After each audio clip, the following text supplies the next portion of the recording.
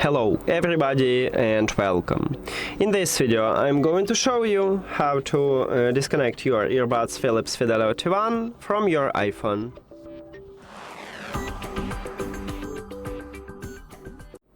You have to start by open settings and then go to the Bluetooth. At the device list, click the information icon near to your earbuds. And at the third line we have a button, Disconnect. You need to tap at this button, but before I tap on it, I will tell you the difference between Disconnect and Unpair. So when you select to disconnect your earbuds, you will stop Bluetooth connection with them, but leave them at the device list. And then you can reconnect them if you want to. And if you select to Unpair and click on the Forget this device button, you will totally remove your earbuds from your phone. So if you need this, just tap at another button. So let's disconnect them now.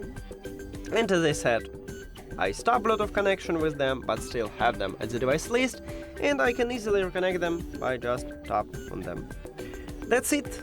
Thank you for watching this video. If you found it helpful, please consider subscribing to the channel and leave the like on the video. See you later.